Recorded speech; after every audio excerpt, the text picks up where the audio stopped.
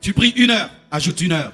Tu pries 2 heures, ajoute 1 heure. Tu pries 3 heures, ajoute 1 heure. Tu n'as jamais fait une veillée de prière personnelle. Fais une veillée de prière personnelle. Faites une veillée de prière personnelle. L'église primitive priait beaucoup, beaucoup, beaucoup, beaucoup, beaucoup.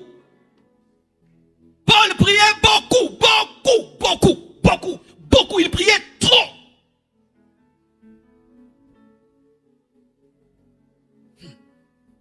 Pressé de sortir, l'homme moderne aujourd'hui. Pressé de manger, pressé de prendre son téléphone, pressé, toujours pressé. Et notre temps, nous le donnons au téléphone, nous donnons à la télévision. Mais à celui qui peut changer nos vies, nous ne donnons pas assez de temps. Je ne connais pas un homme rempli de l'esprit, à qui l'esprit dit, ne passe pas beaucoup de temps devant Dieu. Je n'en connais pas un seul. Quel que soit ton niveau de révélation de la parole, si tu as un esprit qui te dit ça, c'est l'esprit du diable. C'est l'esprit du diable qui te dit d'écourter tes heures de prière. C'est l'esprit du diable. Vous qui écourtez vos heures de prière à cause de la foi, c'est une fausse foi. C'est une foi sans intimité.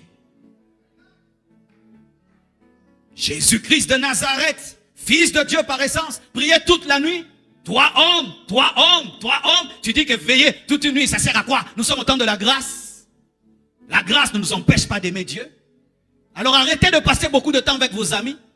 Arrêtez de passer beaucoup de temps avec vos amis. Arrêtez de passer beaucoup de temps avec vos amis. Résumez aussi vos films. Résumez vos films. Résumez vos films.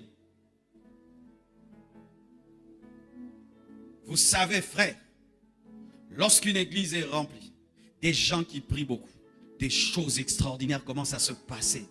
Le problème qu'on a des fois dans les cultes, c'est que certains, ce n'est qu'ici qui ressentent la présence de Dieu. Ce n'est qu'ici qu'ils prient. Ce n'est qu'ici qu'ils ont conscience que Dieu existe. Et ça fait que les cultes ne décollent pas directement. Parce que le temps de vous chauffer. Mais quand chacun vient de la maison rempli de l'esprit, avec la révélation du culte, avec ce qu'il va dire à Dieu, avec ce que Dieu va faire, tu t'imagines, tu as une église remplie de femmes à la perte de sang qui, depuis la maison, la révélation de ce qu'ils vont faire, des signes et des prodiges et des miracles arriveront. Tu sais pourquoi tu rentres à la maison sans miracle? Parce que tu viens sans révélation.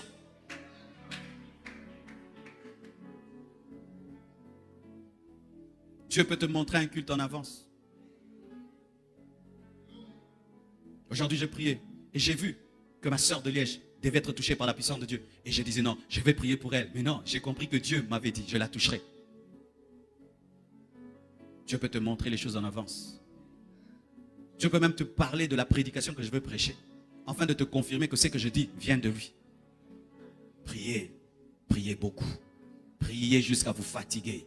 Priez jusqu'à manquer les paroles. Priez jusqu'à avoir mal à la bouche. Priez jusqu'à avoir mal aux genoux. Priez jusqu'à avoir mal à la tête. Priez jusqu'à avoir mal à la tête. Priez jusqu'à vous dire je dois arrêter maintenant. Mais ça continue. Ça t'est déjà arrivé? Tu pries, tu dis je vais dormir. Tu dors. Dieu, vis comme ça pendant 1 année, 2 ans, 3 ans, 4 ans. Tu seras différent des autres hommes.